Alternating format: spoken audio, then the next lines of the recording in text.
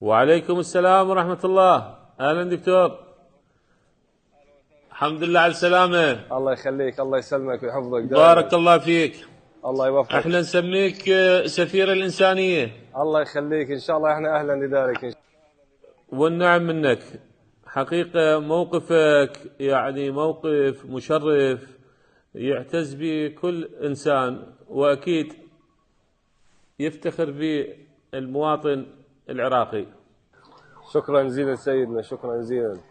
أنا طبعا أنت اليوم أثبتت أنه مهمتك فعلا مهنة الطب مهنة نبيلة، مهنة إنسانية، وخصوصا في هاي الأجواء، أجواء الحرب والقتل والدمار في غزة.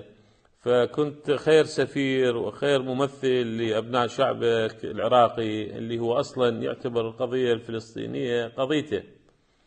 بارك الله بك دكتور. الله يخليك، شكرا جزيلا. طبعا أهل غزة بس يسمعون أنه أنا عراقي اسكت وخليها، المحبة تطلع من كل أنحائهم. يعني فعلا يحبونا، واحنا ان شاء الله احنا نحبهم ونعزهم، وان شاء الله انا مثلت الوطن بشكل قدرت عليه. يعني بصراحه انا اعرف اولاد بلدي اذا كان مسموح لهم يجون كان يجوا بكميه اكبر، لكن هاي قيود على قيود علينا هذه. فالحمد لله الله بارك في يعني انه خلانا احنا نقدم هاي الخدمات لهم. طبعا هذا كله من فضل رب العالمين، فالحمد لله دائما. وشكرا جزيلا على محبتكم وعلى مودتكم. طبعا اولاد بلدي دائما كانوا يرسلوا لي، وهذا كان سند الي في الاوقات الصعبه جدا من الحرب. فالحمد لله على كل حال. شكرا جزيلا سيدي. والله انت مصدر فخر واعتزاز كل العراقيين وكل الاحرار في العالم.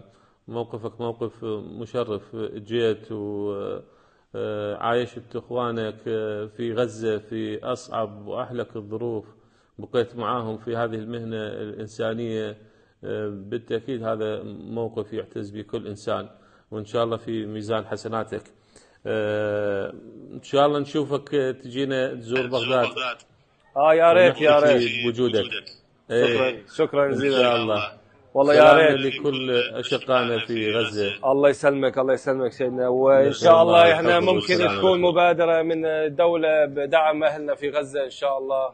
اكيد اكيد. احنا منذ وقت مبكر اعلنا عن مبادرتنا لانشاء صندوق لاعمار غزه ولبنان، وان شاء الله العراق سباق في تعزيز وترسيخ هذا المفهوم بشكل عملي. ان شاء الله مع بركات اولاد بلدي وبوجودكم الطيب يعني نقدر نحسن وضع اخواننا في غزه وفلسطين ان شاء الله.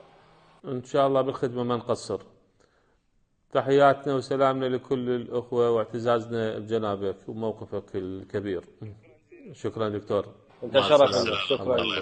الله يخليك. مع السلامه حبيبي دكتور. مع السلامه.